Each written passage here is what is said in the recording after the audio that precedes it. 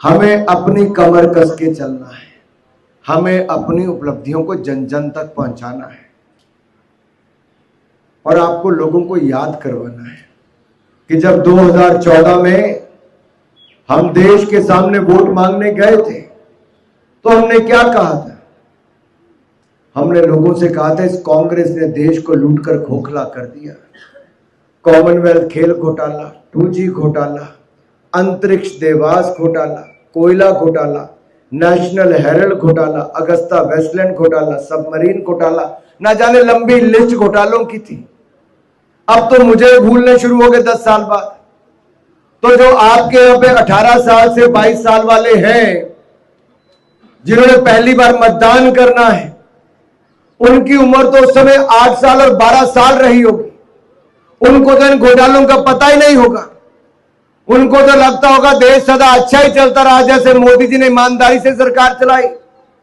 उनको याद करवाना युवाओं को, और युवा मोर्चा की सबसे बड़ी जिम्मेदारी यह है, न मतदाताओं का सम्मेलन कराने से पहले हर पोलिंग बूथ पर जाकर छोटी छोटी टोलियों में युवाओं को बताना है इस कांग्रेस ने देश को लूटकर खोखला कर दिया था। 2014 में हमने कहा था हम आएंगे, ईमानदार सरकार चलाएंगे, तो कांग्रेस ने कहा कौन चलाएगा? कांग्रेस ने कहा ये चाय बेचने वाला मोदी चलाएगा। तो देश की जनता ने कहा हम देश बेचने वाली इस कांग्रेस पार्टी को नहीं लाएंगे, ईमानदार चाय बेचने वाले मोदी को देश का प्रधानमंत्री बनाएंगे। आज मैं आप सबके सामने पूछता हूं, अपने प्रभारी जी के सामने पूछता हूं, अपने सती जी के सामने पूछता हूं, आप में से किस किस को लगता है मोदी जी ने ईमानदारी के साथ देश चलाया? तो अपने दोनों हाथ खड़े करके बताएं, किन किन को लगता है ईमानदारी से मोदी जी ने देश चलाया? मेरे भाई और बहनों, 10 साल में एक भी घोटाला नहीं होने दिया।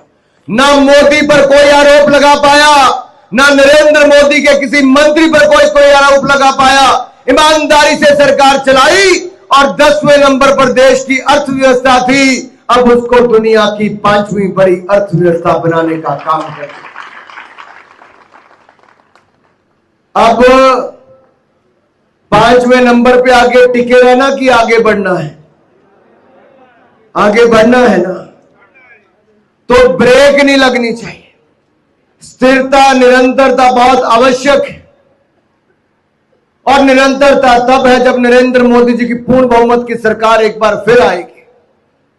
और मैं आपको विश्वास दिलाता हूं, आप तीसरी बार मोदी जी को देश का प्रधानमंत्री बनाइए, हम भारत को अगले 3 सालों में दुनिया की तीसरी बड़ी अर्थव्यवस्था बना देंगे।